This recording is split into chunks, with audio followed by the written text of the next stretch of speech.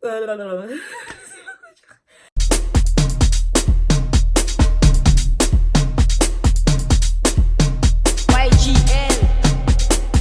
Hello guys, j'espère que vous allez bien. Moi je vais très très bien. Bienvenue aux nouveaux anciens sur ma chaîne. Bien sûr, je vous invite à vous abonner, à liker, à commenter, à partager et à activer la cloche pour ne rater aucune vidéo.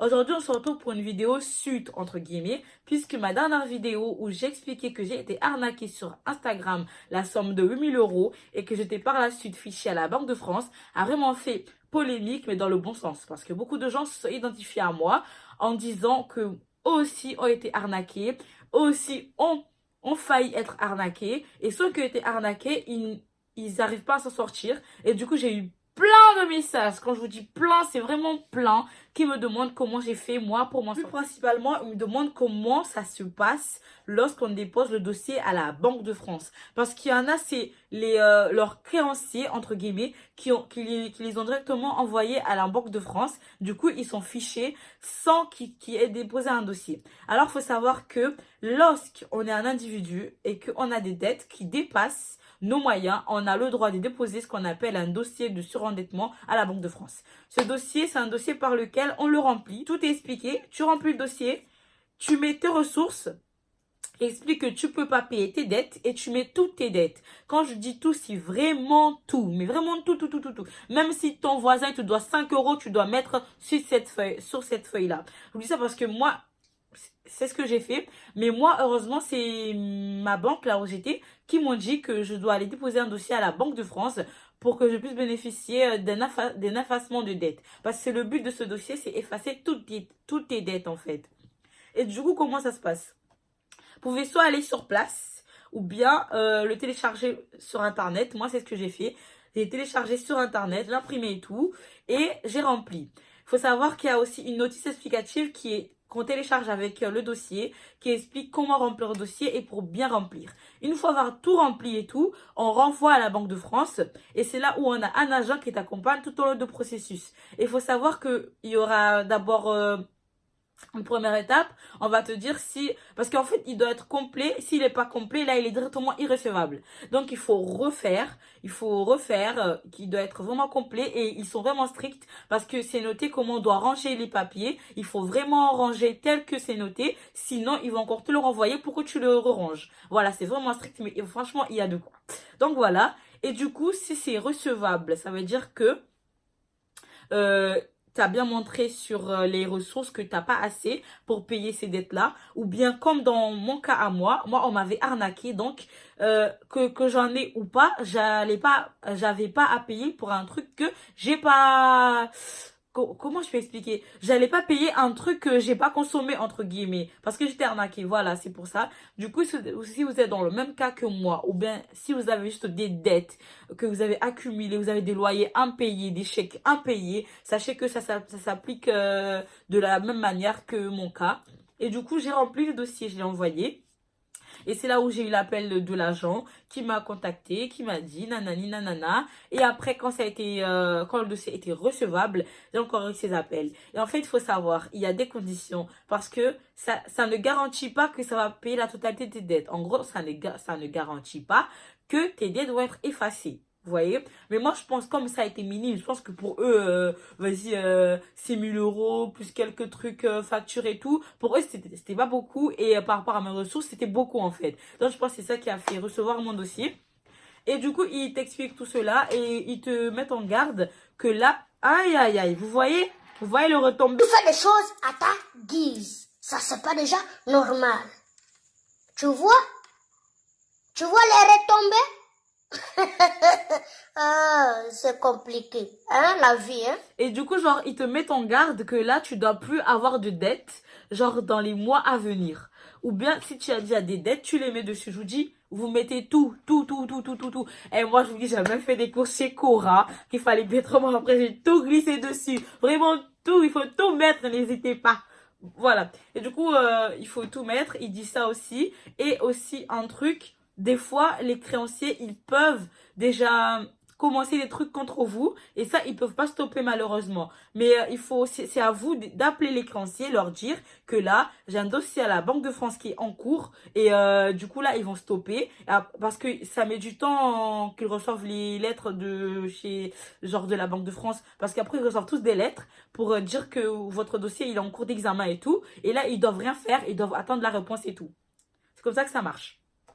Et du coup, au fil de cette période-là, genre, votre banque, normalement, elle vous donne un mot comme quoi c'est plus votre banque. Donc, il y a deux solutions. Moi, comment j'ai fait, j'étais trop maligne. Dès que j'ai vu ça commence à cailler ici, j'ai ouvert un autre compte dans une autre banque. Et du coup, ils n'ont pas pu me laisser. Je viens d'ouvrir le compte et je leur ai dit que, ouais, j'ai un problème, je commence un compte. Mais j'aurais pas dit pour me dossier de surendettement. J'aurais dit, mais c'était après, quand tout a été bien réglé et tout, parce qu'ils ont vu, on m'a remis de l'argent. Je vais vous expliquer d'où vient cet argent après qu'on m'a versé sur mon compte. Et voilà, du coup, j'ai créé un autre compte. Ça m'a sauvé la vie. Mais sinon, des fois, on est refusé de toutes les autres banques quand on n'a pas pu créer vite avant parce qu'on est fiché. Du coup, à chaque fois que tu vas dans une banque pour créer un compte, ils voient que toi, tu es fiché à la Banque de France. Et du coup, là, tu es une personne à risque. Donc, ils te prennent pas. Pendant longtemps, ils te prennent pas. Et quand tu trouves pas de banque, c'est là où tu fais appel à ton agent. Tu lui expliques que, ouais, là, je trouve pas de banque. Et là, ton agent, il te fait un mot. Il oblige une banque à t'ouvrir un compte. Mais par contre, là, tu n'auras pas de carte, comment on appelle, de carte relief. Tu n'auras qu'une carte électron. En gros, tu n'auras pas de chèque ni rien. Mais moi, la chance que j'ai eue, comme j'avais déjà un chèque quand je vais créer mon deuxième compte, j'avais gardé mon chéquier. Mais là, il est fini. Du coup, j'ai pas pu le renouveler. Mais par contre, il y a c'est un ou deux chèques par mois que tu as droit. C'est tout. Voilà, c'est comme ça se passe. Et du coup, genre, cette banque-là, elle est obligée de t'ouvrir un compte. Mais par contre, c'est vraiment suivi. Et là, les bénéfices, c'est quoi? Quand t'es fiché, t'as pas de frais sur ton compte bancaire. J'adore, je vous jure, j'adore. Des fois, j'ai même 100 € de frais de prélèvement. Ça va revenir, du coup, moi, ça me fait ni chaud, ni froid. Ça me dérange même pas. Donc, c'est ça les bénéfices, en fait. Mais l'inconvénient, c'est quoi? C'est qu'après, tu es fiché pendant 5 ans. Comment expliquer ça? Être fiché pendant 5 ans, ça veut dire que, par exemple, moi, j'ai pas le droit de faire des crédits. C'est quoi des crédits? Après, moi, je suis pas intéressée à aller faire des crédits pour mes études comme ça, nanana. Mais il faut savoir que si on fait les paiements plusieurs fois, c'est des crédits. Et là, je pourrais pas les faire parce que je suis fichée. En gros, si je vais à boulanger prendre un truc, dès qu'ils mettent mon nom, ils voient fiché à la Banque de France. Donc, ils vont pas me donner. Je dois payer tout ce qu'il faut, mais pas des paiements en plusieurs fois. Ce qui est bien, c'est si on arrive à avoir une carte relief, mais c'est difficile parce qu'ils prennent pas non plus les cartes nickel. C'est des cartes relief, mais ils prennent pas parce que en fait, c'est des cartes pour hors la loi, entre guillemets. Parce que si tu peux être fiché ou je sais pas quoi, tu peux ouvrir une carte nickel, un compte nickel. Et du coup, les établissements à crédit, ils donnent pas les crédits si tu présentes ces cartes-là. C'est ça l'inconvénient. Voilà, et du coup, il y a aussi un avantage, c'est quoi? C'est que dans les espaces sociaux ou trucs comme ça, en gros les espaces d'aide, il faut toujours mettre en avant le fait que vous êtes en surendettement. Ça rend les gens indulgents à tes dossiers, à tes démarches et tout ce qui va avec. Après moi, là on va revenir sur le dossier et tout, quand c'est recevable et tout, nanana. Après moi, dans mon cas, ça s'est passé très très vite. C'était de juillet à septembre. Tout était ok. Si je me rappelle bien, tout était ok. Qu'est-ce qui se passe? Moi, à l'exemple, ils ont versé des sous à la banque postale, là où j'avais le gros découvert. Ils ont payé mes courses chez Cora, ils ont payé tous mes loyers, mes factures et tout.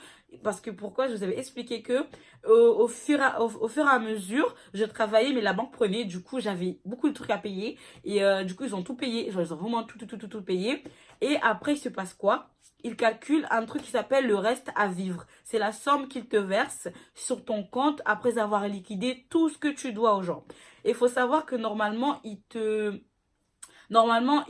débloquent directement le RSA. Et moi, je ne pouvais pas avoir le RSA parce que j'avais pas l'âge requis. Et du coup, ils m'ont versé seulement 400 €.